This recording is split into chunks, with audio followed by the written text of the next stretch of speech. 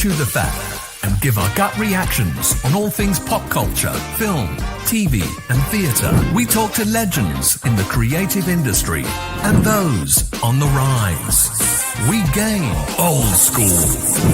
We support independent creatives. Got a project? Tell us about it. Get in touch. We do all of this, and a whole lot more. Like, subscribe, get involved. Join Steen Anthony Nielsen and the Outcasts Creative. We talk to the legends of the creative and entertainment industry. We talk to those on the rise. Steen Anthony Nielsen asks about the highs, the lows, and everything in between. This is Outcast Creative, and this is Industry Interviews. Oh, nearly forgot to add myself to the stream. Not only is it an industry interview, but it's Industry Interview 100. Who would have thought the channel would still be going and I'd make it the Industry Interview 100? And I had quite a few suggestions about what to do for number 100. And then I thought, wouldn't it be interesting to do a reunion of two of my special guests from Industry Interview 1? Now, I want to say a couple of things about these two people before they come on. Not only are these two people two very close friends of mine, but they've also, in their own way, done more to support their respective industry than any other person that I can think of in their particular field. The Critical Drinker goes out of his way to support small and independent channels like mine and literally dozens of others, and he literally doesn't need to. My second guest, Jason Flemyng, is an actor who goes out of his way to support dozens of independent films. And, he also doesn't need to. So it's entirely possible that these two gentlemen may have had the same dad. Who knows? But in any case, whatever the case may be, they are two truly special and unique people. And I feel very honoured and privileged to call them both friends of mine. So without any further ado, let's bring them in to talk about some of their favourite films, because we're going to do this slightly differently today, because we've already talked to Jason about his career. There's only so many stories we can hear about Guy Ritchie. So it's the Critical Drinker. Hey, man. Jason Flemyng. How are you both doing, sir? I think excellent, thank you. Jason's pretending to be frozen again. There he is frozen. Jace, can you hear us okay? Yes, I can hear you loud and clear now. All right, good. Nice. Jason may freeze in an entertaining fashion occasionally, but good to see we've got loads of the regulars in the chat, including a whole load of other YouTubers. Oliver Hollingdale, independent film director, is here. We've got Melvin, so we've got some of the Drinkers mods are here. Left Eye Ego, another great YouTuber. Flav, good to see you. Roman of Empire, also good to see you. Drew Gordon, Critical Drinker, laughed at my sour Ronald joke. Okay. Rachel you'll have to explain that to me, mate. Rachel Percy. I'm not sure I can. I might have been drunk at the time. He may well have been at the convention.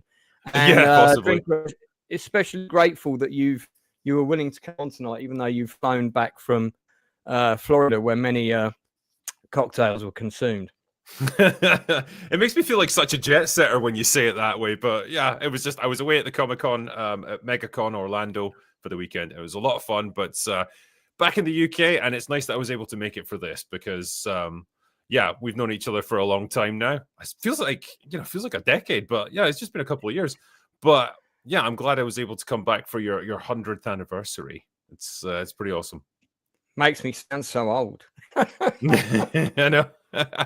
You're right. It does feel like we've known I feel like I've known you for a couple of years, but it actually has been a decade. In fact, two. More than two decades. Actually, yeah, because we met in, I think it was the year 2000. I think we met. Possibly. So, whenever that screening of Bunker was, which I'm pretty sure was probably 2000, right? Fright Fest 2000. I'm pretty sure that was. Wow. So, Yeah. Anyway, well, what we're going to do in my guests today is I've picked out a few different genres of films, and we're gonna talk about our favourites in those genres. Now, I want to qualify this a little bit before my honourable guests jump in with their suggestions. I've got my own choices here as well. In the categories that we're going to pick, we're not looking for the best film of all time in that category necessarily. We're looking for a film in that category that you would watch any time, that you would happily chuck on Sunday afternoon if you were chilling out with a beer and a pizza, or, you know, that you might put on with some friends. It's got to have that kind of rewatchability. So, you know, even though Schindler's List may be one of the greatest films of all time, you're probably not going to crack that on with a load of friends and some beers or chill out. Might bring the mood down a little bit, yeah. Well, indeed. The choices that I'm looking for are choices on that basis. We've got a couple of different categories which are scrolling across the screen now. And the first one we're gonna go with is Western. Now, in the words of the great director Walter Hill, every film is a Western. So I qualified this category a little bit. It's got to have characters wearing cowboy hats in it, at least. So, or a character who wears a cowboy hat. So, but any Western from any time, but one of your favourite Westerns that you like watching again and again. We'll go by age rather than beauty, Jace, so you can go first. I mean, if you're talking about a Western, literally what you just said, if you talk about a Western, you could put on at any time, and anyone would walk into the room and go, "Oh, I love this," and sit down. Then there is a Western, right? Say that again. The Magnificent Seven. The Magnificent. Yeah. I mean, if you're looking for a Western that people will walk into the room and go, "Oh my God, look, it's Yul Brynner. Oh my God, I'm going to sit down and watch it," then it's got to be Magnificent. That is the best Western. They are all wearing cowboy hats. Yeah. Okay. What? How old were you, and where were you when you first saw that film?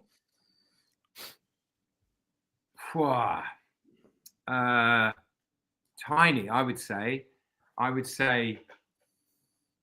6, 7, maybe. Because Yul Brynner, Lance, you will always correct me if I get things wrong. Yul Brynner had been in The King and I. And The King and I is a film you watch when you're 6 and 7. And I remember watching The Magnificent Seven going, "It's the guy from The King and I." Yeah, that's pretty much the same reaction. So I must have been 6, 7 years old. He got basically. You sit down and watch that. I watched 10 minutes, and before you know it, they're all cuddling Mexicans and going, "Thank you very much." Well, I would be putting up images of the Magnificent Seven right now, but my mouse is playing up, so just bear with me. But Yul Brynner got basically at the time he did that movie, he was given carte blanche as to what he wanted to do next. And Jace, as you'll know, I've written a play about the making of the Magnificent Seven, so I know quite a lot about that film. Yeah, I can see that. All good. This was here in case you said, "Can you name the Magnificent Seven?" I could pretend to just rail them off because they were sitting on my phone. It is one of the most common quiz questions in a pub quiz. I did fight with Eli Waller at Sundance. Really? You met him? I had a pint with him at Sundance. He was in an Italian restaurant. That is cool. And we went over and we had a beer together. Tell us more. What was he like? Sweet, frail, old, but wonderful. I mean, just because he is who he is. It was pretty amazing. Yeah, it's pretty interesting that he nearly didn't do the film. Look at that. It's funny. His name is like second on the bill. I didn't realize that. The way that, because he was more interested in doing theatre, he'd earned a bit of money, and his home was kind of theatre mainly in New York. He didn't like coming out to Hollywood, and the way the producers got him was when he said, "Yeah, I mean, my character's got a couple of cool lines, but then after he appears at the beginning, he's not in the movie again for another 45 minutes. And the producers and Yul Brynner said to him, yeah, but what are the audience thinking about for that whole 45 minutes while you're gone? When is Calvera coming back? So they're thinking about you for the whole film. So he went, oh, yeah, okay, I'll take it. So that's how they got him. So it's a good story. What about you, critical thinker? Yeah, what's your Western choice? Now I've got my screen working. There's so many different directions I could go with this, because part of me wants to say the good, the bad, and the ugly, because it's just like that quintessential spaghetti Western. Like, it's a bit subversive at times. The soundtrack is incredible. The cinematography is gorgeous. The cast is amazing. Tombstone, a totally different era of filmmaking, but man, to have like Kurt Russell, Val Kilmer, and like Michael Biehn all in the same movie, and all at their peak basically as well. Pretty incredible. I feel like Unforgiven is my favorite Western though, because I love how reflective it is, and I love how gorgeous it looks. I love the fact that you've got Clint Eastwood, Morgan Freeman, Gene Hackman all in the same movie. I mean, like, as far as Richard Harris. And Richard Harris, yes. And Richard Harris. Mine was number 2. That was it. Yeah, English Bob. I mean, God, what a cast. And I love how it plays with the tropes of the Western genre. You know, it's kind of a revisionist Western seen through like older eyes, more mature eyes. It was very much Clint Eastwood's farewell to the genre. But it tells like a really strong, really compelling story all by itself. And like, I feel like I could listen to Gene Hackman's just monologues all day. Like, that could just be the entire movie, him just like walking around telling stories. It's great. Can't fault it. I agree. I mentioned Unforgiven in my new book, and I wrote quite a bit about it, and I saw it with my dad. And I remember when we both came out, I was like, yeah, what do you think of that, Dad? And he went, yeah, it was good, really good, but I'm not sure I want to watch it again. Yeah. I remember it because I heard about it because of my granddad, right? Because he was very much a fan of the John Wayne era of Westerns, right? And very much like the traditional heroes and stuff, and cowboys versus Indians. And so when he saw this, he was like, I don't like it. It's full of swearing and it's really violent and everyone's horrible. And so he was really pissed off about it. That's like, I have to watch this now and see what it's like. And even as a kid, I was like, this is really cool. And obviously seeing it, you know, as being a bit older now, I can appreciate the work that went into it and the quality of it. Got a few other suggestions in the chat. Blazing Saddles. Sorry, Jace, go ahead. Who directed Unforgiven? Was it Clint? I think it was Clint Eastwood, yeah. No, Clint directed it. Clint directed it. How does he do that, man? How does he do that? How can he direct and star in a film like that? And he's still going. It really is. Surround yourself with a really, really good team in all the key positions who know exactly what they're doing is probably the answer. I mean, that's standard, but to actually get up in the morning and think about, you know, how you're shooting it and what you're going to do and what you've got to achieve, and then have to actually act at the same time. Maybe it takes the edge off acting, and he doesn't worry about that. And that's why he's so amazing. Yeah. A few other suggestions here. Man Who Shot Liberty Valance. Yeah. No Country for Old Men. Sorry, Drinker, go ahead. No, I was just going to say as well, like when Eastwood really got into directing, he was very much a veteran actor by that point, and I guess he'd reached that point where he was very comfortable with his craft and knew what he could do, what he was all about, and maybe it just was easier for him at that point. Agreed. Yeah, because by the time he started directing, it probably feels to us like it happened quite early in his career, because I think he started directing movies in the 70s, but by then he'd already been in the industry well over 15, maybe longer years. Longer. Because he was in Rawhide. Rawhide, exactly. Yeah, that was the 50s, wasn't it? Yeah, I think late 50s or 61, something like that. Somebody in the chat will. He might have been at it 25 years, Lance, before he started directing. Yeah, I mean, the reason I wouldn't pick Unforgiven is if I'm coming back and I'm chilling, I love it. It's great. I own a physical copy of it, but I've probably only watched that physical copy, I think, 4 or 5 times. It's quite an intense movie. I'll say that much. Yeah. Yeah. Blazing Saddles just came up. That's not a bad shout, man. Marty 2 or 3 people have mentioned. Yeah, 2 or 3 people have mentioned that. A more recent Western set in a modern era, Hell or High Water. That is a great film from Taylor Sheridan. Jesse James, Brad Pitt's Jesse James, if we're talking about a modern version. That's pretty interesting. I mean, it's long. Yeah, that's quite a good one. I'll tell you my pick. Jason, did you see the modern remake of The Magnificent Seven at all? I was just kind of curious whether you... With Chris Pratt. I think I did, yeah. I think I did.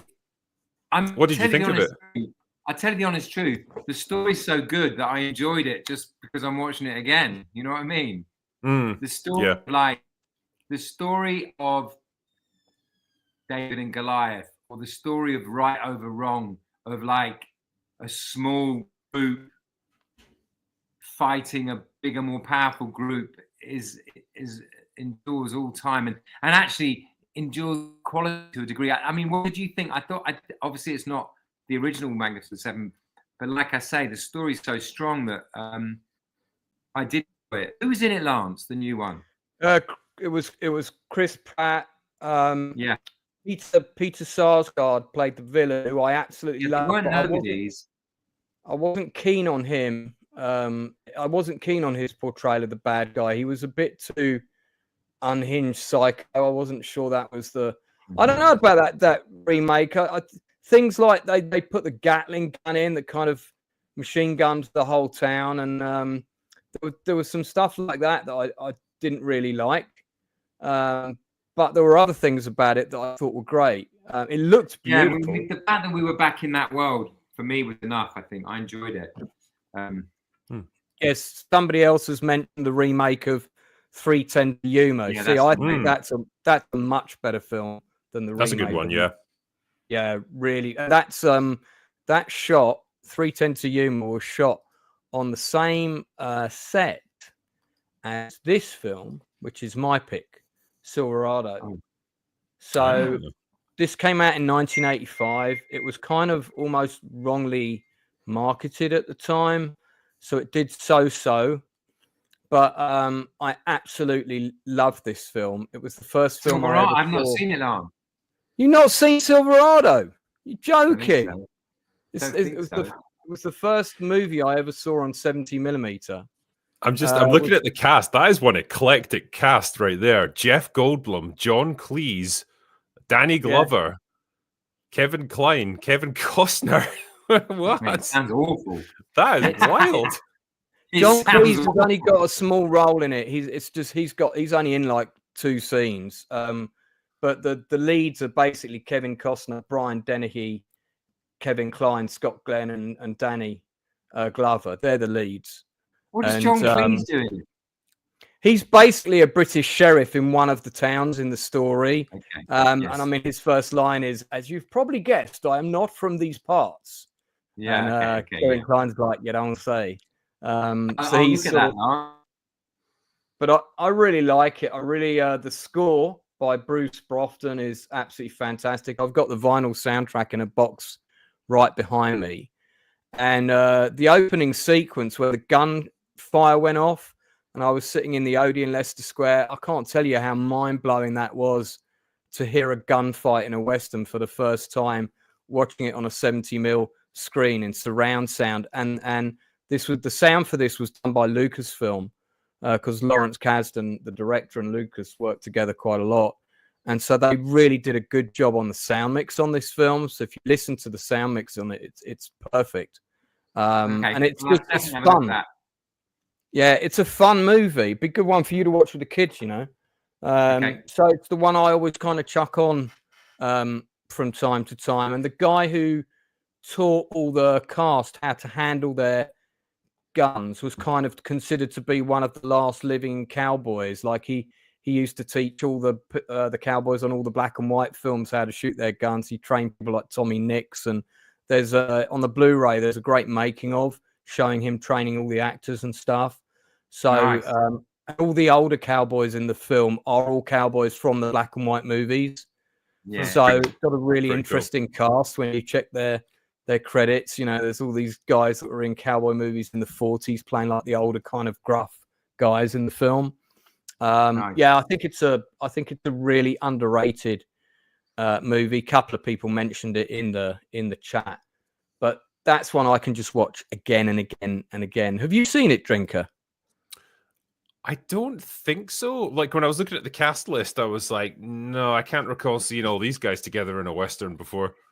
Mate, this is one of Brian Dennehy's best ever performances. It's not his absolute best, but it's what he's such a good duplicitous villain in this. He's so good. I can't wait to have a look at that, Lance. I guarantee when you've watched this, it's going to be a Drinker recommends. Trust me.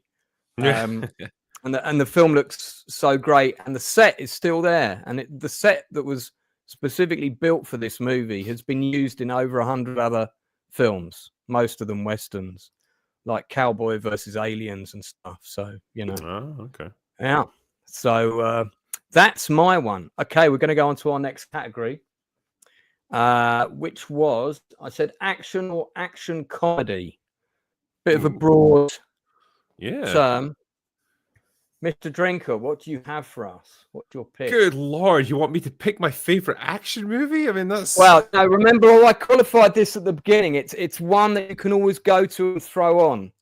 It's not necessarily you're not saying this is the best action film of all time. No, but I mean, even then, like to pick just my favorite, the one that I like the most.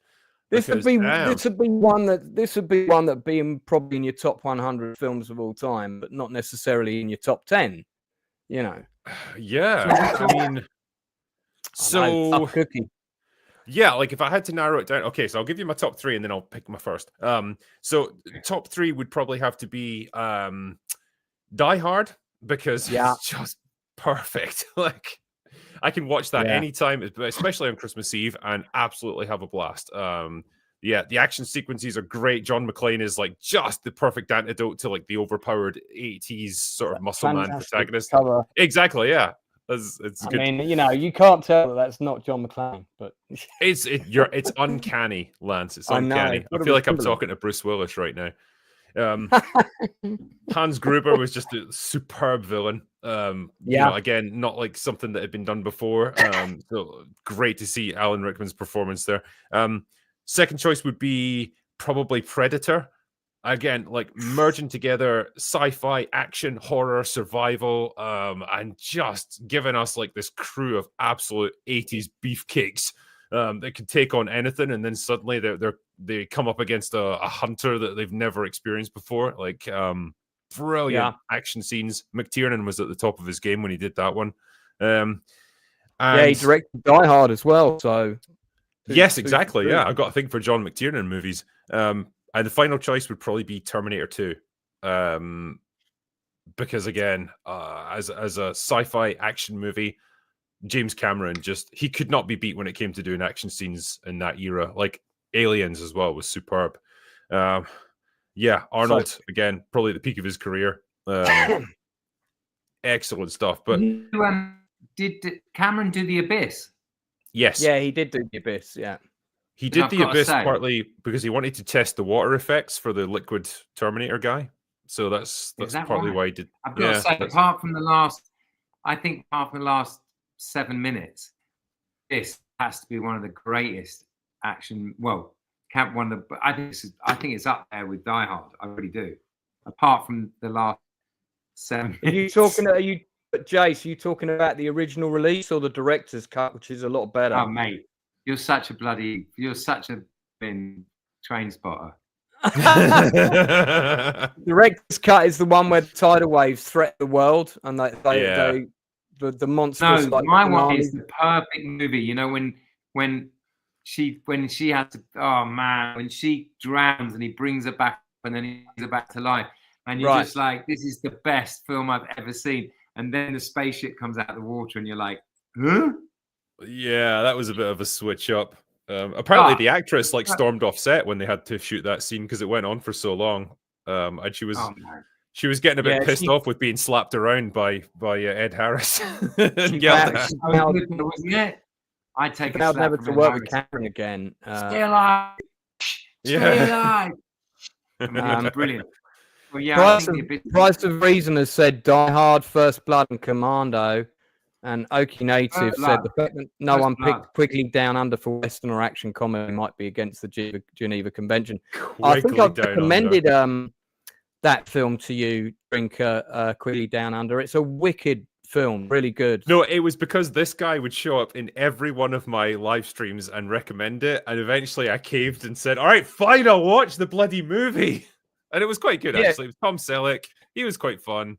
You know, Alan it was Rickman just is the bad guy, you know. Yeah, Alan Rickman just absolutely like chewed the scenery on that one. He knew what he was doing. And there's a but yeah, Scotsman in Australia as one of his henchmen. Yeah. But to bring my rambling answer to a close, I guess I'm going to pick Die Hard. I just think I can watch that movie anytime, anywhere, have an absolute blast with it. I think. Yeah, I was gonna that was gonna be my choice as well, but I knew you'd pick it, so I thought I'll pick something else. I bet Will's gonna pick this. So, Jace, what would you pick? I think. Well, I would honestly think I could watch The Abyss pretty much all day long. But if we go back a little bit further, and I know it's got to be a decision, but I'm kind of, and I think maybe it's romantic and because of my past, but I think The Towering Inferno is up there. Mate, that's a great choice, and I would definitely. I mean, it's a disaster movie, but I would definitely also consider it an action film. And I have to say, it's a film I watch every year. And do you? And I'm sure you both know that my father was involved in this big PR campaign. Yeah, he was. Yeah, that's right. When it came to London, because the producer walked past his window display and saw.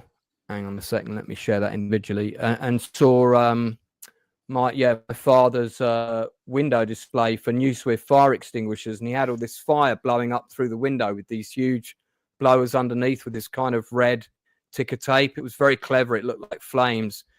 And he saw it, was so impressed. He went in and asked to speak to the store manager, which was my dad, who was in charge of all the graphic design elements, and said, would you, can we do something, because Towering Inferno is going to premiere in London in a few weeks. Can we do something in your shop window to promote the film? And to cut a long story short, that's how my mum and dad got to go to the premiere of the Towering Inferno, because my dad did a massive window display for them. Steve McQueen, who knew at the time, Drinker, would they have been at the absolute height? Would they have been, or would they? They were. No, they were definitely like super bankable stars at that point. So yeah, to have the two of them in the same movie, that was a pretty big deal. And there was. Yeah, and there was massive negotiations over who got, their names both appear on screen at the same time. One slightly higher than the other, and McQueen wouldn't sign to do the film until he had exactly the same number of lines as Newman. Well, look, his name Newman is slightly higher on the poster. That's funny. Yeah. I mean, that was all negotiated. It was, proper in depth. It's a brilliant film. I did a film called Deep Rising. Full scream ahead. And in Deep Rising, there's an actor called Jaimin Dahunsu, and he had just got the job on Amistad with Spielberg to play, which he was nominated for an Oscar for. But during Deep Rising, before the negotiations came, before the film came out, he was just this geezer. He was new to film. He hadn't done much, but then. By the time it came out, he was a much bigger actor than he was. And they decided this whole thing about billing, and they were like, Jay, he needs single billing. He needs to be single carded on the billing. But you're the last single card. Will you consider going to a 2-name card and letting him have the single billing card? I'm like, yeah, cool, man. You give me some dough. You can have it all day long. I'm not bothered about it at all. And even then, back then, it was like, they gave me $19,000 to get rid of my single card and put it onto a 2-card thing. And I'm like, this is a real thing. You could do really well just negotiating a single card and then selling it. Yeah. I honestly really like Deep Rising, like, because it was the same guy who did The Mummy, wasn't it? Stephen Summers. Steve Summers, yeah. He was on a roll with these like action adventure kind of movies, because he also did Van Helsing, I think. Yeah, they were a lot of fun. Treat Williams was there, and then the monster was this guy. He's amazing. Wes Studi. Studi, he's amazing. That scene in the scene where he's Last of the Mohicans. Is it Last of the Mohicans? Where he's beckoning Joe on the waterfall not to jump, and then she jumps. Jesus, that was such an amazing scene. That's one of my favourite films of all time, Last of the Mohicans. Yeah, you are on the right in this shot. Yeah, because you melt on screen, don't you? I remember that. And the monster's Rob Bottin's last monster work, and Rob Bottin is this incredible monster maker who created all the great monsters of, including the Predator and stuff. He's amazing. He started with John Carpenter. That's right. Like that. Yeah, we had a good time. And by the way, we have to sing, and we all have to swim in the water and stuff. And one of the actors, Clint Curtis, he's called, and we'd obviously done all them. You know how actors always go, I can ride a horse, I can swim, I can do historical dances. So we all got to the set, and he's like, and the scene comes, have to jump in the water, swim under a little bridge, and then come up the other side. And he said, I said I could swim, but I ain't no flipper. And he couldn't swim. We had to get a double in to make him do all his swimming. So we had to wait 2 days while this double came up from Los Angeles. I said I could swim, but I ain't no flipper. That was funny. Actors saying they can do everything. Well, yeah, that's always the way of getting jobs on the CV. Right, I'll cover mine quickly and we'll move on. So my action comedy pick is Big Trouble in Little China. Yes, a man of distinction. So this is another film that I took people to see for my birthday. This was my first big. My parents said, "Oh, you're 16, you can have a big party. Do you want to have a big party at home?" And I was like, "No, I want to take loads of people to the cinema up in Leicester Square, and I want to cover all the tickets for everybody." So they said, "Okay, you can take 12 people." So I went up there. Didn't know if the film was going to be any good, but I was a massive John Carpenter fan, and it was on the Odeon. Does it stand up, Lance? Oh yeah, absolutely. I think it's one of his best films. It is a lot of fun. Kurt Russell absolutely some people have just absolutely got it, and like he's got it in spades in that movie. Yeah, he is just, you can't help but have fun when he's on screen. I'm told this is acceptable if we didn't pick Quigley Down Under. So and don't forget to subscribe. I want to see you in my chat. You can pester me with these questions, and I do like Quigley Down Under. But Big Trouble is a film I think that's got better with age as well. Okay, I'll have a look at it with the kids. Yeah, because at the time when it came out, the kind of very sort of on the nose exposition, comical delivery of the dialogue was so over the top that some people didn't know kind of how to take it. But I loved it from the get-go. I love the production design on it. I love all the different characters, especially the three storms and just this kind of underworld of Chinatown with all these caves and sewers and monsters. And it's just a really fun film. It's very subversive for his time as well, because Kurt Russell is basically the bumbling sidekick, but he acts like he's the main character, like the hero. And so, it's just him constantly fucking up and getting things wrong throughout the movie. Who's the main guy then? Who's his sidekick? Wang is his friend. Yeah, Dennis Dunn plays Wang, who's kind of like, he's really the intelligent guy. But because Wang's girlfriend has been kidnapped by this evil sorcerer, and so it's his job to rescue her. And like defeat the bad guy, save the beautiful woman, and like get married at the end of it. And like he does all that, and that's his story. But Kurt Russell's just kind of there on the sidelines, kind of getting his ass kicked. But he's really funny. He's trying to rescue Kim Cattrall as well. He does end up, eventually. Alternative He is title. brilliant. He's brilliant in everything, Kurt Russell, man. He really is. Drinker, have you got the poster for that up in your dwelling, in your lair? Yes. So it's in the other room. I can't show you from here, but I sent you a picture of it, didn't I? When it was up on the wall. Yeah, you had it framed. I didn't realise that your man cave was so vast. It's now got two sections. It's a man house. It's expanding.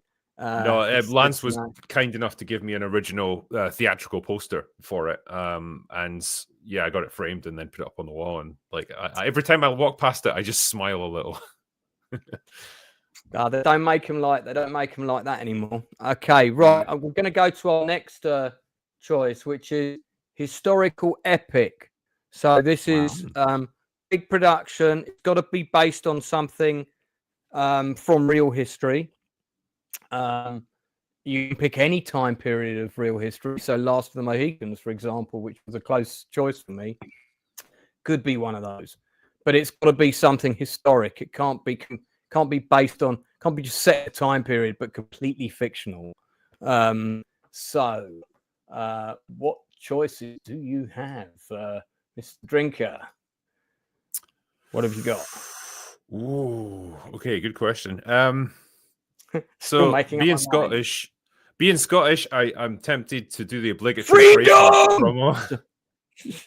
Well, I mean, that film is incredibly rewatchable, isn't it? Which one? It is. It is. I can watch. Which one? I think I watch it at least once a Braveheart. year. Braveheart. Oh, never mind. Get Braveheart off. Rob Roy, the Guardian reader's version of Braveheart. Yeah, Rob the thinking Roy. man's Braveheart. Yeah, Man's Braveheart with a very young Jason Flemyng. Yeah, he's going to go places, I reckon.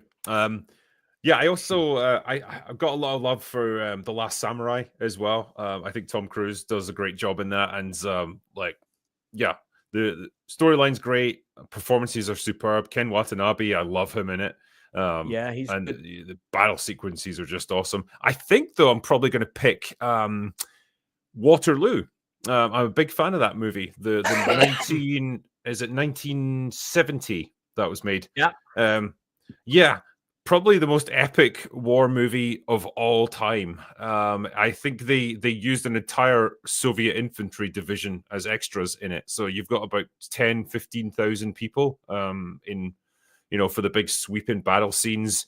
I don't think you can top that. You could probably top it with CGI, but you can tell the difference. So yeah, I absolutely love it. And I think, what was his name who played Napoleon? Rod Steiger. Yeah. I love the performance he delivered. Yeah. That is a hell of a Napoleon. He was good. He was really good in it. So I think I'm going to pick Waterloo. That's my favorite historical epic. Lance looks very frozen. Lance, he didn't like that decision about Waterloo, did he? Yeah, he looks very unimpressed. Sequences in Waterloo. I do remember Waterloo. I do remember seeing it. And I think those action sequences can only really be topped by that attack on the town hall in The Longest Day. Yes. The Longest Day is a superb movie. That blows my mind. Is that the one where it's like the parachute coming in at night? Is that the paratrooper assault? Yes, it is the one. Yeah, that is. Yeah. There's a sort of French town hall, and the Germans are in a kind of they've got a kind of a machine gun nest, and all the British, the Allied troops attack it. It is insane. It's one shot, and it's amazing. But my favorite film, I think, of all time, it's probably my favorite film, full stop, of all time, that I've watched more than any other film, is Spartacus. Spartacus, yeah. Kirk Douglas, isn't it? Yeah. I don't think Tony Curtis, Olivier, I don't think there's a film I've watched more times, and I don't think there's a film that makes me, it ties in with what we're talking on about sort of David and Goliath, kind of presently Israel, Palestine, whatever it is. Small man, the battle of the battle of a Blaney wronged people against a mighty power, as Spartacus. I mean, it's the slave, the rebellion of those slaves. Just, I think it's the sort of like template for all of those. But well, historically, the template for all revolution. And I love that film. Yeah, and it's like the kind of doomed hero, isn't it? Because obviously you know what's going to end up happening to him. It's he's not going to succeed, but it's the tragic kind of attempt that he makes at it. I think that was Stanley Kubrick's like first big directing gig as well, because he was brought in like as almost like a replacement director, wasn't he? Was he? I think so, yeah, because the original guy dropped out or something, and I remember, like, 'cause I read a biography of him not that long ago, and Kubrick was brought in, so he, like, unlike most of his movies where he, he's involved in the writing, and it was very much a passion project for him, this is something where he was hired to do it, but it got him the attention, obviously, that he needed to boost his career. It's interesting, though, because it is ultimately an anti kind of establishment, I suppose it's dressed up in the fact that the slaves have faith, so they're Christians, and it's about that, about Christianity's prevailing over godless or multi-god people. I'm not quite sure how they got away with it, but me, as an old lefty, it's an amazing piece about, like you just said, about fighting the good fight with no intention of necessarily winning, but just because it's the right thing to do. Mm-hmm. Yeah, I think so. It's like I say, I think when you've got that the doomed rebellion, the hero who goes out in a blaze of glory and dies fighting for what he believes in, it's always going to make for a compelling story.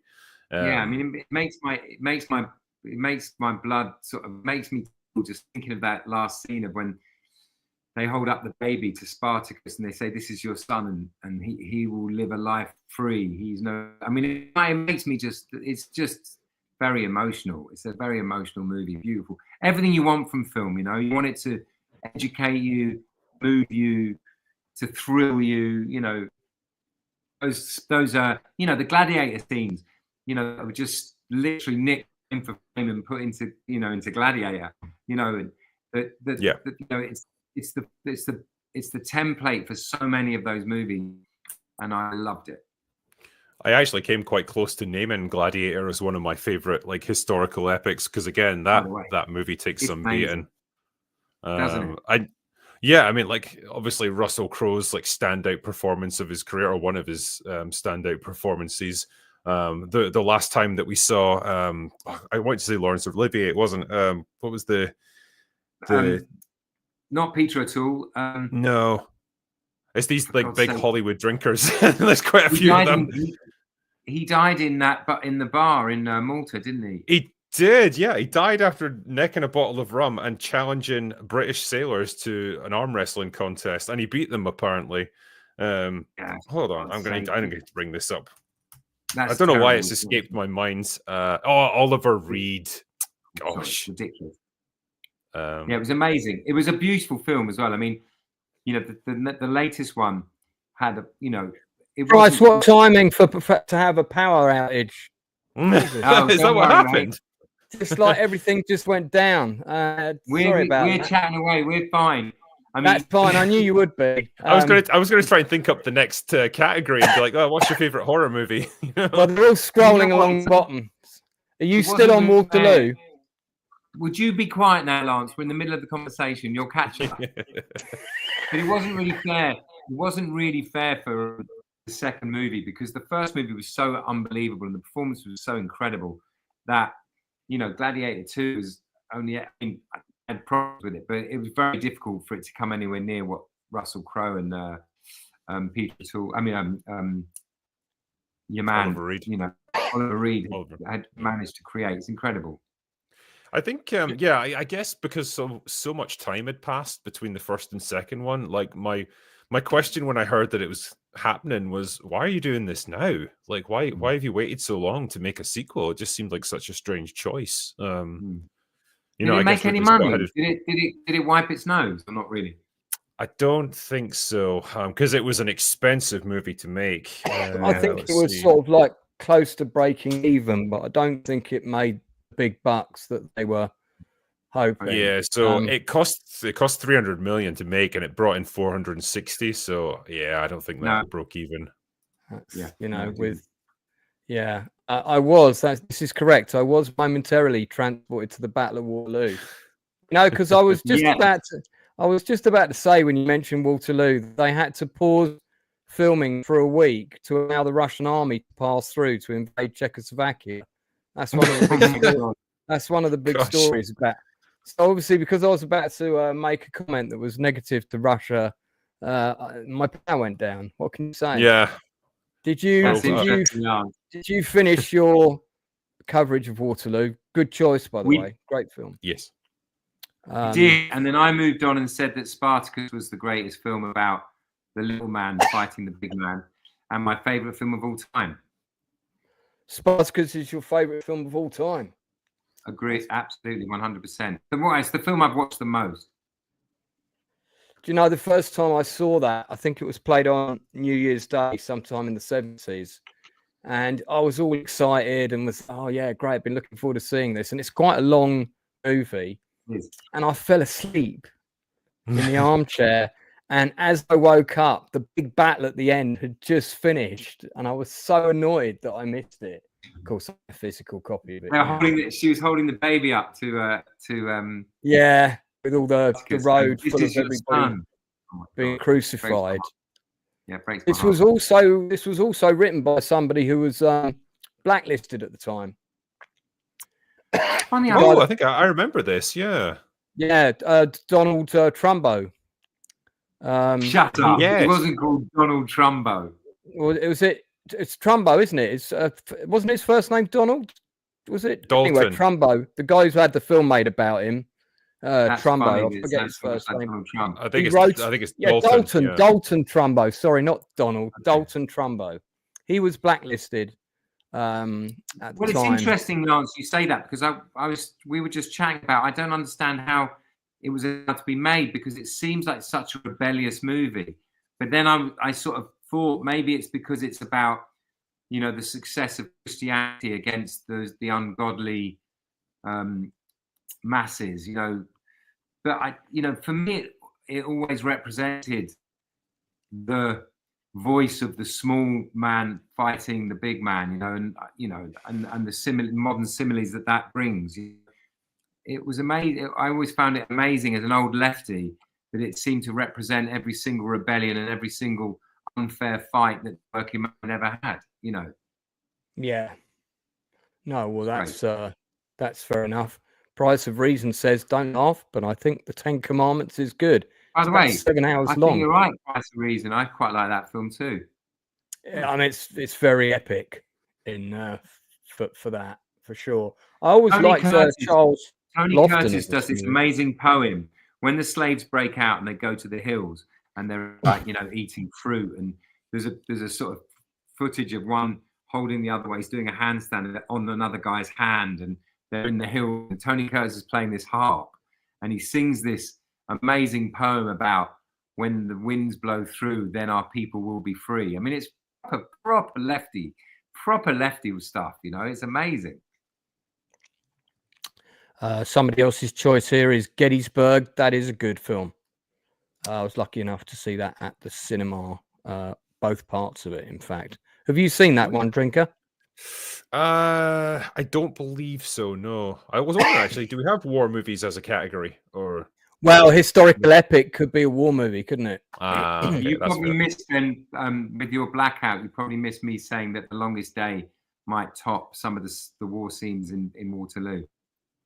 I mean, The Longest Day is an absolutely fantastic movie, without a doubt. Probably was the first big historical epic film that I saw. What a cast as well! Everyone in Hollywood was in that one. Sean Connery's comedy bit, he's amazing. He was doing an Irish accent. It was so funny. But this one got a dog. John Wayne's on the beach, isn't he, with a dog? Yeah. Oh yeah, that was. Was that Rich? No. That's Doctor About House, or the Kenneth Kenneth Moore. Moore. Yeah. Kenneth Moore, Yeah, I calm liked him as an Winston, actor, calm. actually. He's very much And, a 1950s matinee sort of guy. Sean Connery has all his scenes with Norman Rossington, who was Nicely Johnson in Guys and Dolls at the National when I first saw it. And he's Irish as well, which is Hoskins. ridiculous. Yeah, and Connery pissed off the producer of The Longest Day so much that they had their lines switched over.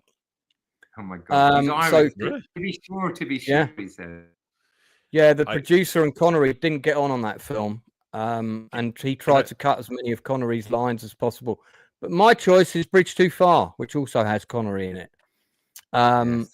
This film has stolen more time from my life than probably any other movie. Not to mention that I've been to not only have I been to all the battlefields, I've also been to all the places where it was filmed to see how they filmed it, where they put the camera, all of those kind of things. The action scenes still look good even now. That absolutely looks amazing. visceral, that. And This stuff was amazing. Well, the art director on this, as you know, was my good friend Alan Tompkins, who was one of the people that was trying to help me get the Pegasus Bridge movie made. I was the last person to interview him. The interview with Alan Tompkins is on this channel. There's 2 parts to it. We interviewed him at Pinewood Film Studios, and that was great fun doing that. We covered his whole career because he started off on Cleopatra. He's also the guy that built the gun towers in Empire Strikes Back in the snow. They were his design. He designed those and saw to it to get them out there and everything, which was one of the hardest jobs he ever did. But so he did all the art direction on Bridge Too Far, Band of Brothers, and Saving Private Ryan. So, so good to see Michael Caine. Yeah. Caine is great in this. He did as well.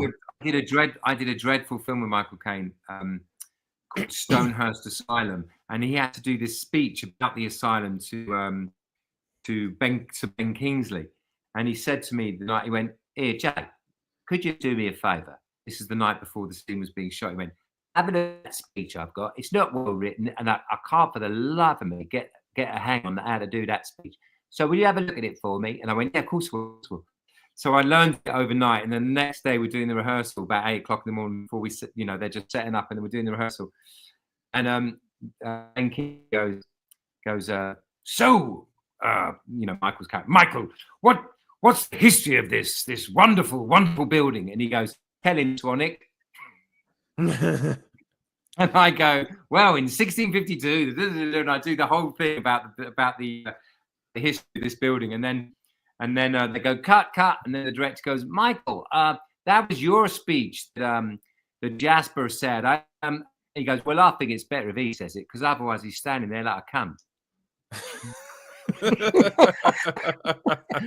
And the director goes, "Okay, Michael, Jason, you say that speech, but Michael, maybe don't say Talum Swanwick." And he goes, "Okay, Gov, well done. That's a very good idea. Good comments. Well done. That was it. That's what we did." That's quite touching that Michael Caine gave up a speech and gave it to you. Yeah, he didn't want to do it. He was in his 80s, and it was a badly written speech, and he's just like, "Oh, you do it, Jay," and then I'll just, that you have it. He was very sweet. Let me just read out this super chat quickly. Congratulations on the 100th industry interview stream. Thank you very much, Not Brian. Also, thanks to Jason for one of my favorite movies, the criminally underrated Solomon Kane. Yeah, it took ages for that to come out. It did get a small cinema release at the Empire, Leicester Square. I went to see it there when it was on, just because you were in it. I wanted to see that makeup job that I'd heard so much about. You got a quick story about that? Just did that. Which Solomon one? Kane. Solomon Kane. Got a quick story about that? Solomon Kane. No, not really. It was great though. It was an interesting little flick. A lot of makeup. The period when I did a lot of prosthetic makeup stuff, because they would look at the makeup and they go, "God, who's going to do that?" And then someone would go, "I think I know someone who might do it," and that was always Jasper Flemyng. Yeah, well, for anybody who hasn't seen it, this is Jason in said makeup in Solomon Kane. Oh wow! There you go. Kind of a cool costume. I mean, this looks like cool. you should be in Mummy or Scorpion King or something. Yeah, I was. Close enough. All right, okay. His mummy, yeah. But yeah, no, it's cool. It was cool. It was cool. Right, so Lance, can I run and get a charger so my low battery doesn't run out and I just yeah, absolutely. You do that quickly while I go on to drinkers pick for this next category. So okay. I'll just take Jason out for a second in case anything untoward happens on camera. So drinker, a film. This is in any genre at all that's made you cry, that's brought you to actual physical tears. Do you have a pick for that? Well, I mean, I'm Scottish, so I don't experience what you humans commonly call emotion. So I'm going to fire out this one. No, I'm. You've never been. Okay, if you haven't been brought to tears, then that's made you feel the most emotional or got the. No. I will say. So the most recent one I can think of was probably One Life with Anthony Hopkins. That was good. That was a superb one, and the fact that it was based on true events adds it that extra layer of poignancy. But yeah, the scene where everyone in the studio stands up, like all the people that he helped, and he's lived all these years not really knowing what became of them, and then to suddenly be surrounded by all these people who owe their lives to you. No one I think could have played that scene quite like him, and I think it brings a little tear to the eye every time. I remember watching that on That's Life when it actually happened. Yes, it used to be That's Life used to be on every. Jason will remember this. It used to be on every Sunday. I think at like 8 o'clock on a Sunday. Yeah, and I'd always get to watch it with my parents before I went to bed. And it was usually like a series of quirky, normally funny stories about the gas board getting things. Yeah, Esther Ranson. But this was one of the few stories on it that was really like powerful. And I remember it was like the week before or something. He came on and he met one person, and then he came back. I think it was literally the next week, and the studio was just full of them. It was really incredible. It's quite good that they made a film about it, and it was a good movie. The kid that played the younger version of him in the movie was very good, I thought. Yeah, it's quite recent though, right? It's quite a recent movie. Yeah, it came out about 2 years ago. I think Drinker. I think you gave it a Drinker Recommends as well, if I remember rightly. I did, yeah, and like a lot of Americans had never even heard of it because obviously it didn't get much of a release there, but hopefully some of them found the ability to watch it because I think they would get something out of it. It's a beautiful film. Yeah, I agree. It was really great. Jace, do you have a pick of a film that brought you to tears, or if it didn't bring you to tears, certainly got a huge emotional reaction from you? I mean, I use film as a form of therapy. So if I'm upset, I'll watch a film knowing it will make me cry, and then enjoy that quality of the. I mean, by the way, what's your go-to film? What's your go-to film for that experience? Then I cry to basically just about everything. But I mean, Remain Day, beautiful movie, which I find deeply moving. But I also can cry to Ice Age 3. I feel we should pick Remains of the Day over Ice Age 3. And they give the human being back, when the animals give the human being back to the prehistoric humans. It gets me every time. One of our first dates with Ellie, we went to see Ice Age 3. She was very, very concerned about the future of our relationship. Because you got so upset. Yeah, because I in Age 3, she's like, "Well, I'm not sure about this. He's not much of a gangster." What would make you pick Remains of the Day under this category? That speech, when he's got his book and he's holding the book and he's holding it to himself, and she's going, "Give me the book, show me it, show me." He's going, "It's my private things.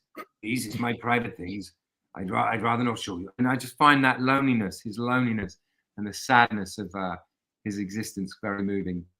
Like I say, I'll cry him just about anything. Thank you for Sandy for that super chat. Congratulations, Lance. And Northern English Bastard also recommended The Hill with Sean Connery. Oh, That is a great movie. He was hugely proud of that film. He always talks about The Hill. Yeah, it's the whole film is available to watch for free on YouTube in black and white. Drinker, I don't think you've seen that one. No, The Hill. No, I haven't seen that. Same team. Ian Bannon, isn't it? Isn't that? Oh no, that's The Offence. No. Ian Bannon is in it. Ian Bannon's in it. Jack Watson's in it. It's the same team behind 12 Angry Men. Drinker. So that's the standard that you're going to get. Wow. It is a really, really powerful movie. So that. By the way, 12 Angry Men is one of the greatest films ever made as well. Let's be honest. Oh yeah, without a doubt. For in terms of like detail and character work, the superb building of tension, like incredible film. The fact that they make it so compelling just in one room as well. Can you name the accused in 12 Angry Men? He's never given a name. But who's the actor? Oh, right. Gosh, you only see him right at the beginning. You only see him right. I think you see him right at the beginning, right at the end, if I remember rightly. It's Salmoneo from Rebel Without a Cause. You know, the kid. Really? Yeah. Oh, wow. Do you know what? I didn't know that. It's the kid. When he comes out and he's got the odd socks. I got the bullets. Jimmy Pete, and he gets killed in the observatory. That's who it is. A couple of other people have mentioned some emotional scenes. That does get me, by the way. Yeah, that does get me. Spock's funeral in Wrath of Khan. Yeah. Did you guys see Lance, especially? Did you see the Star Trek Unification? Yeah, on your recommendation, mate. Oh my God, it was so moving. I welled up watching that. Jason, it's a Star Trek fan film. Endorsed by listen, I'm not going to lie or criticize you because, like I said, Ice Age 3, but you Trekkies are something else. Well, I don't know. I wouldn't consider myself a Trekkie, even though I have got 40 spaceships on the shelf next door. But I haven't seen all the episodes of Star Trek. I think you need to you need to have seen them all to be a Trekkie, really. And I still haven't seen them all. Okay, my emotional pick. I bet, Jace, this is a film that made you cry. I can't watch this film without crying in two specific scenes.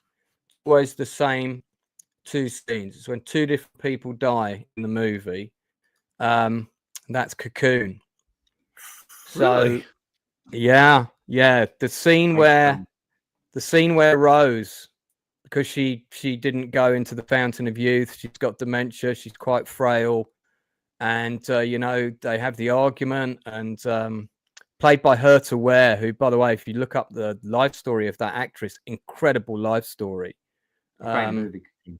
Yeah, and, when the husband comes back with the water to her bed and he's died, and then he takes her down carries her to the pool himself, even though he hasn't got the strength, and he's lapping the water up on her face to try and bring her back to life. And Brian Dennehy says, "I'm sorry, the life source has gone." That scene makes me think about every single person in my life I've ever lost. Oh, that's lovely, Lance. And I've lost some pretty important people, and it just hits me every single time.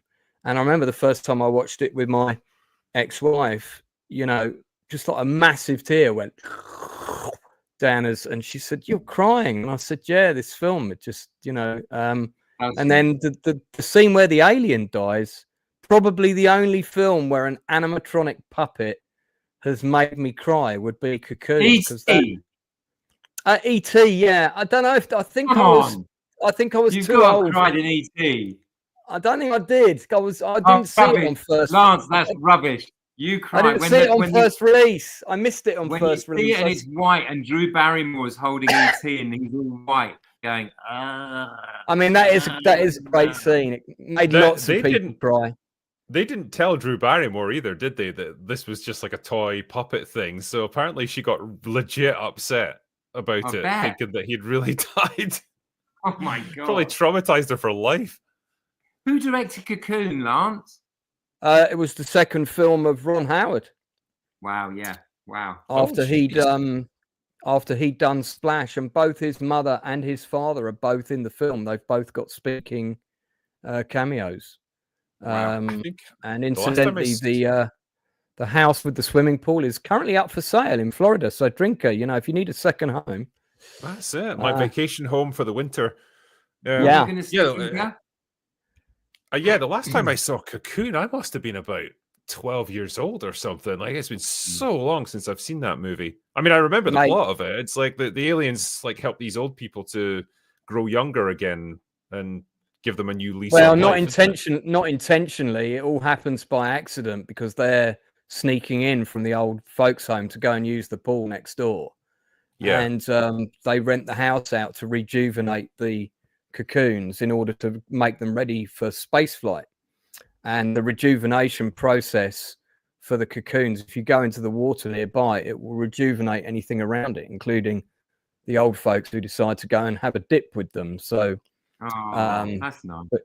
Yeah, it's really great. Ron Howard's first movie was Splash.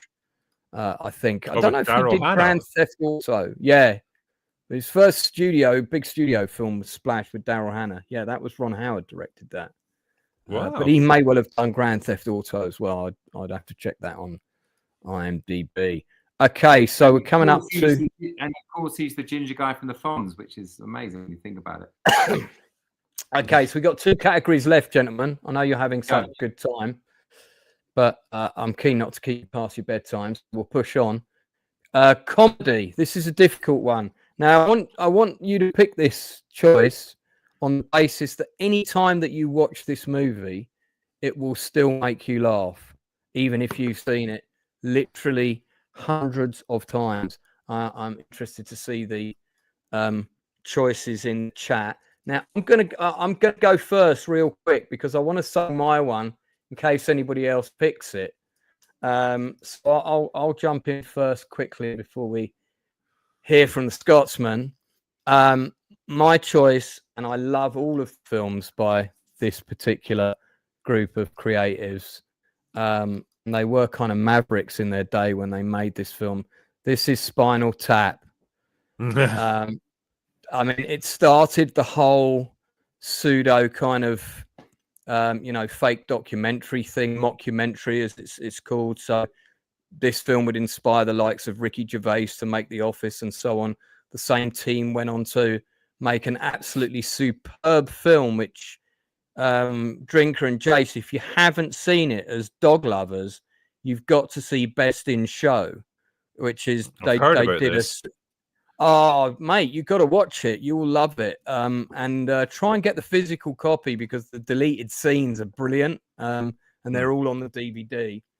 But this basically follows a fictional heavy metal British rock band as they're doing their last tour of the United States. They're kind of fallen from grace a bit.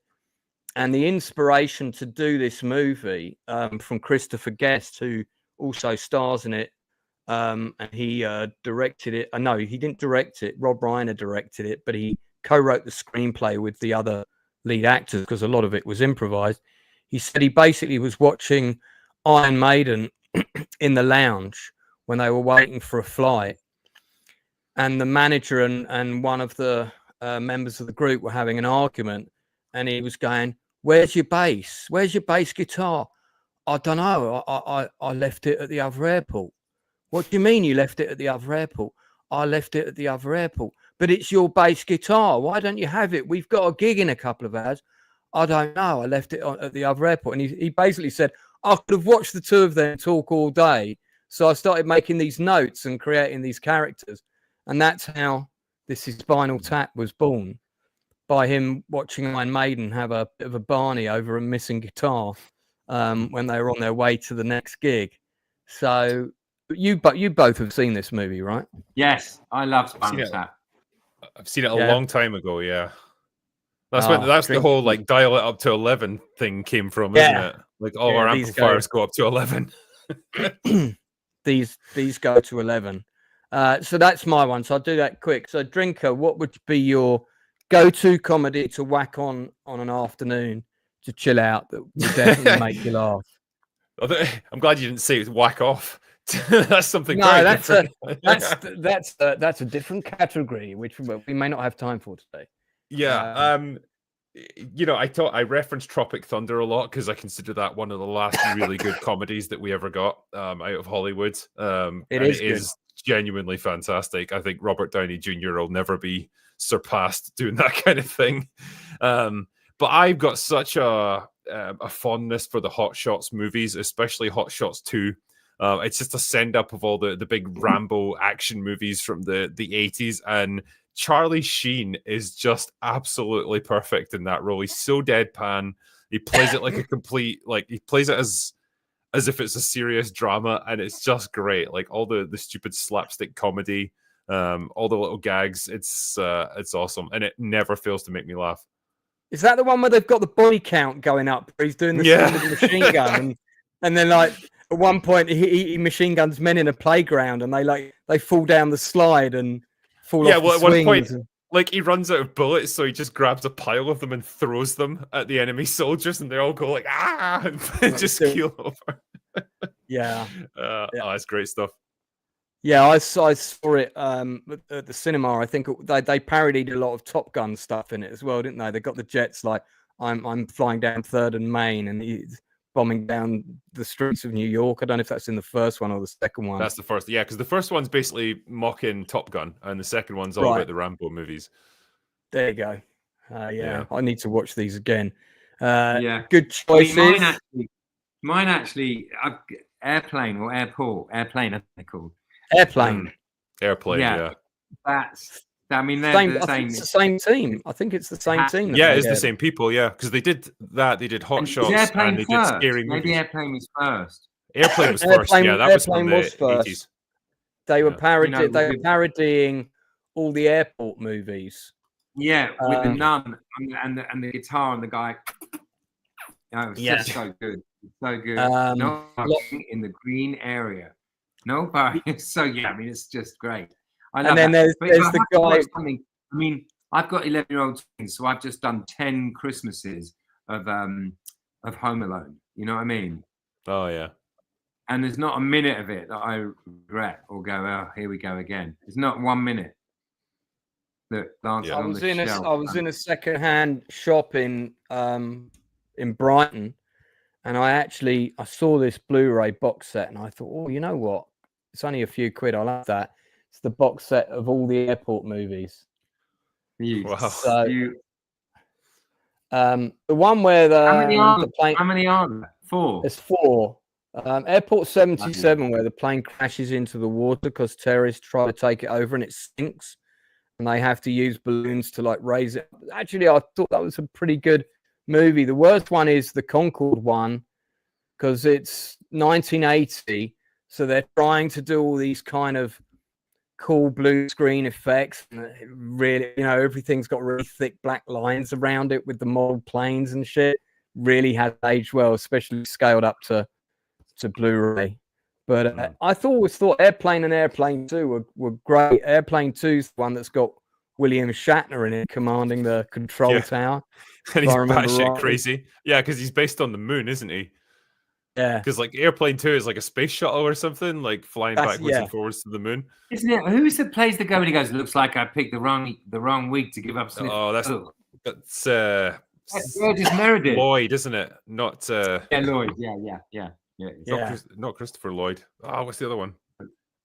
I'm looking. No, it's Daniels, isn't it? No. Sorry. You talking about Lloyd Bridges? Lloyd Bridges, yes. Yeah, that's it. You're talking about Lloyd Bridges. Yeah, I do like these movies. Northern Bastard says. Lance, what's the last one? Truth hurts, doesn't it? Maybe not as a bicycle with a seat missing, but it hurts. Frank Drebin, Naked Gun, 2.5. Yeah, also good films. Okay, we're on to our last category, guys. Okay. So, Jace, I know you've got kids to pack away. They're skateboarding at the moment. Nothing's more important than this, Lance. Nothing. Yeah. Okay. So our last category was science fiction, and I will accept a film with science fiction elements in it. So you could have picked Cocoon, you could pick The Thing, or you can pick up straight up science fiction. like Star Wars, whatever. But again, bearing in mind for the chat that's watching, and thank you for the 53 people tuning in. I really appreciate that. Do please like and subscribe. I'm asking my guests to pick films that they can throw on at any time, not necessarily the critical acclaimed science fiction film of all time, but a sci-fi film you can whack on at any time, and you'll enjoy it. What would that be for you? Drinker, give me your pick. Okay, so does Aliens count as a sci-fi movie? I know it's more of an action-y movie. It definitely does count as a science fiction. It's a science fiction action film, and that will also save us a bit of time because it's also my pick.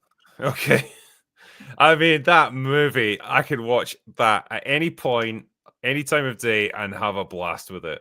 My God, like the action sequences are just unbelievable, and what they were able to do with practical effects, because there's really no CGI in this. That was way before that was available. So the aliens are like people in suits, or the alien queen is this gigantic animatronic monstrosity, but it never looks fake. That's the incredible thing about it. It looks 100% believable.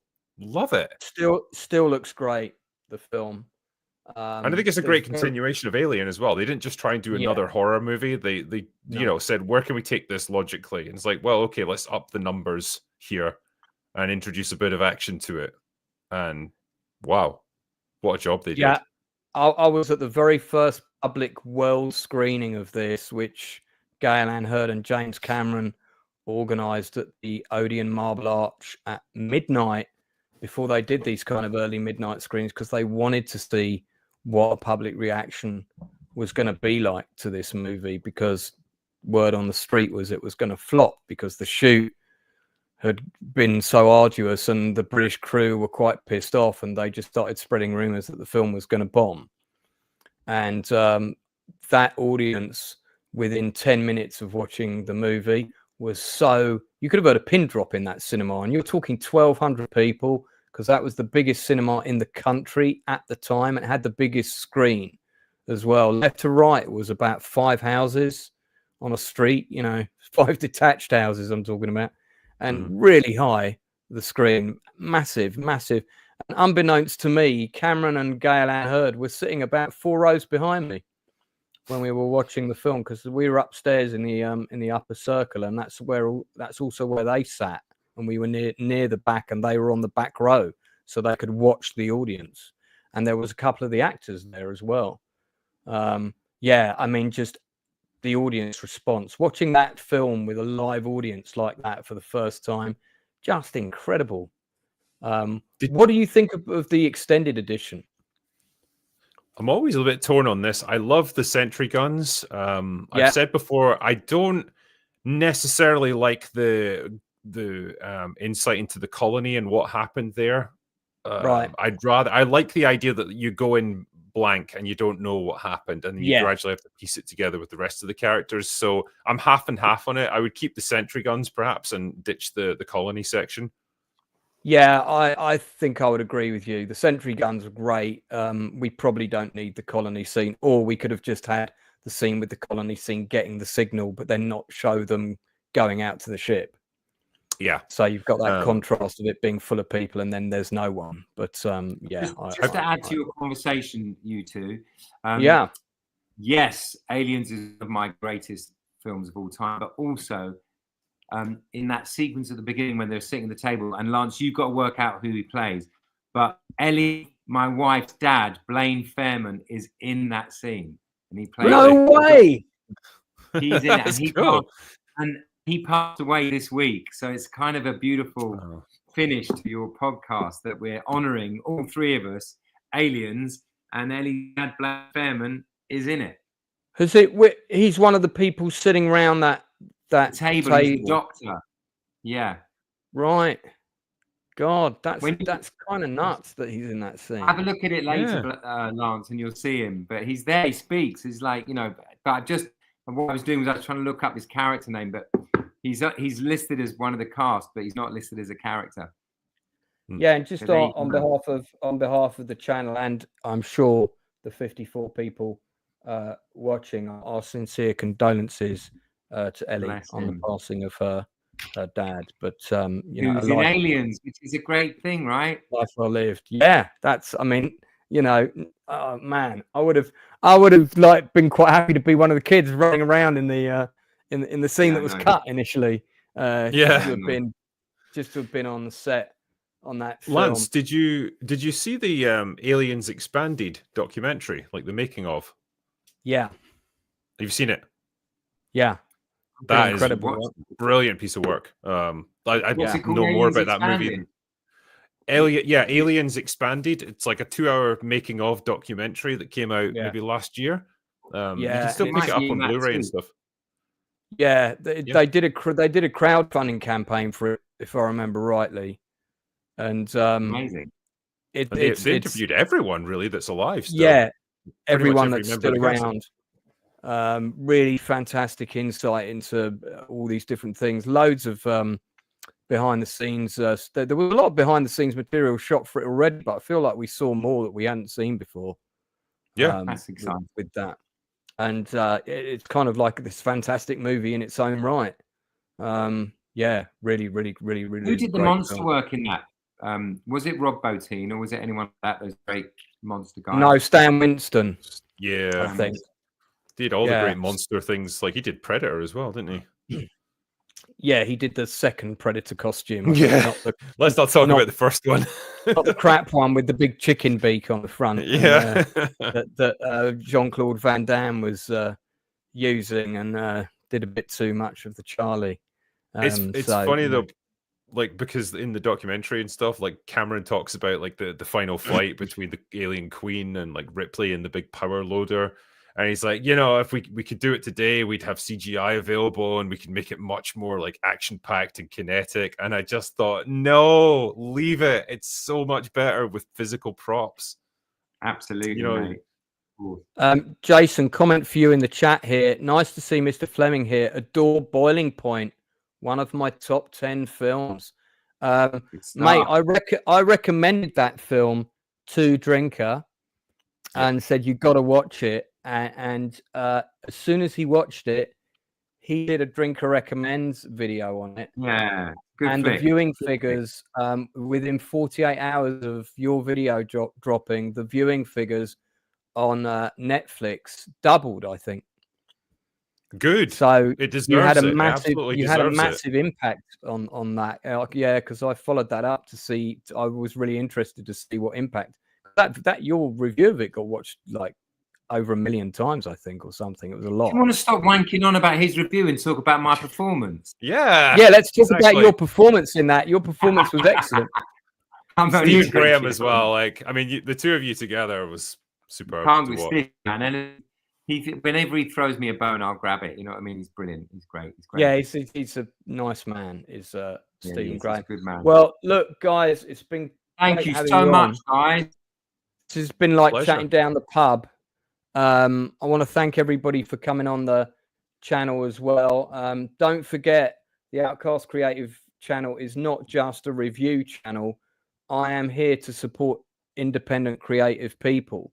So if you are an independent creative, you're making your first film, it might be a short film, you might be doing your first play somewhere, you might be doing your first book. As long as you've got something I can see, whether it's a board games design or whatever, if I can promote you and bring you on here and plug your project that you're passionate about and give you a bit of exposure, that is the purpose of my channel. That is why it's here.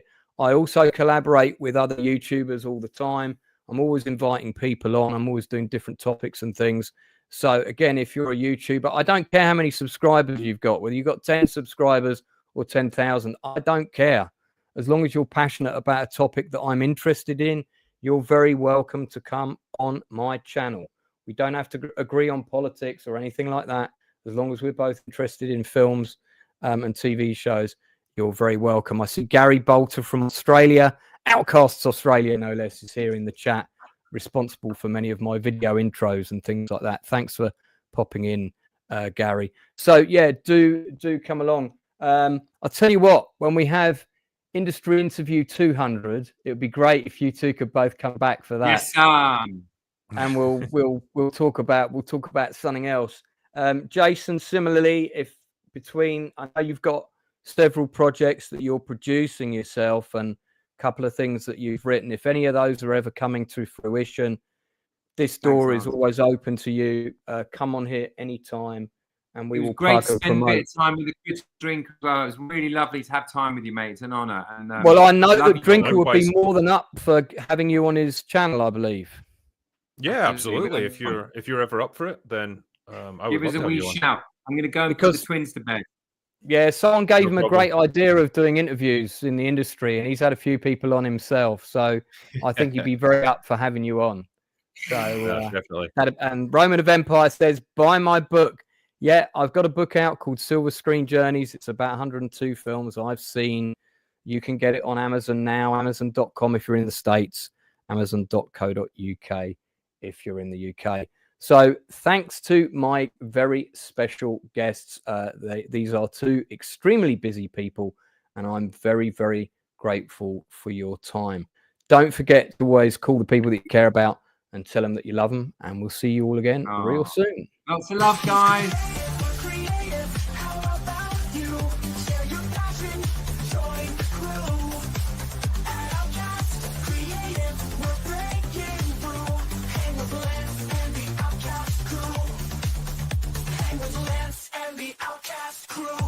Interviews with fellow artists on the rise, and reviews that might surprise. Films, TV shows from back in the day. You might just find a hidden gem today.